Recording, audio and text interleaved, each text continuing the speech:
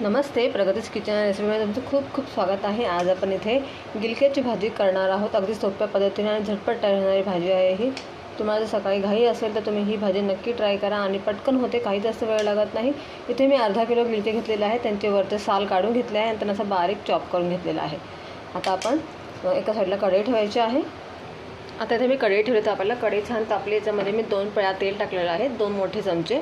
अर्धा किलो गिलक्यांना मी 2 मोठे चमचे तेल टाकले, कारण की गिलक्यांना तेल कमी लागतं। ती भाजी शिजल्यानंतर आपोआप ती भाजी तेल सोडतं, त्याच्यामुळे तुम्ही तेल जरा जपून टाका। आता आपण याच्यात टाकणार आहोत अर्धा चमचा मोहरी। मोहरी आपल्याला छान तडतडू द्यायची आहे। त्यानंतर आपण त्याच्यात टाकूया अर्धा चमचा जिरं। जिरं पण छान तडतडल्यावर आपण याच्यात टाकणार आहोत कढीपत्त्याची पानं। 3 ते 4 मिरच्या टाकणार आहे मी। ह्या मिरच्या अशा मोठ्या मोठ्याच कापलेल्या आहे, म्हणजे आपल्याला अगदी सहज ह्या काढता येते। गिलक्याची भाजी थोडी तिखटच छान लागते, कारण की ती ऑलरेडी गिलक्यानं आपली गुळचट असते, त्याच्यामुळे आपण ती भाजी थोडीशी चटपटीत करणार आहोत। तुम्ही तुमच्या आवडीप्रमाणे मिरचीचं प्रमाण कमी जास्त करू शकता। आता आपण इथे टाकणार आहोत लसूण। याच्यामध्ये लसूणचं प्रमाणही जास्त पाहिजे, त्याच्यामुळे ही भाजीला छान टेस्ट येते। लसूण छान आपल्याला होऊ द्यायचं आहे। अगदी सोपी आहे, झटपट बनते, काही जास्त वेळ लागत नाही। शिजायला पण पटकन शिजते ही भाजी आणि टेस्टला तर खूपच छान लागते। तुमच्याकडे गिलक्यांना काय म्हणतात मला कमेंट्स करून नक्की सांगा। आता आपण हे छान होऊ देऊया।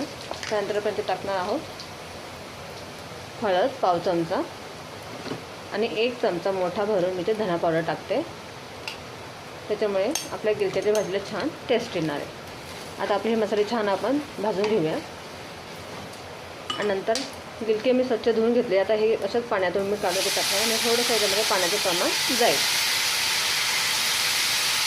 आता आपण हे चांगले मिक्स करून घेऊया।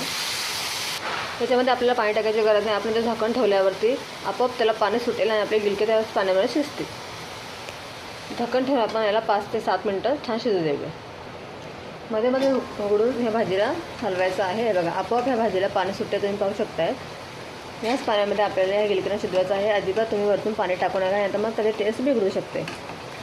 जर तुमचे गिलके फ्रेश असतील तर शिजायला काही वेळ लागणार नाही, आणि जर फ्रीजमधले असतील तर त्याला तुम्ही 15 मिनटं बाहेर काढून ठेवा, नंतर मग तुम्ही त्याची भाजी बनवा। तर आपण याला अजून 5 मिनटं होऊ देऊ। आता आपण याच्यात टाकणार आहोत चवीपुरते मीठ। मीठ थोडा उशिरा टाकायचं आहे, म्हणजे तुमची गिलक्याची भाजी लवकर शिजेल। आता आपण याला अजून 2-1 मिनटं होऊ देऊया।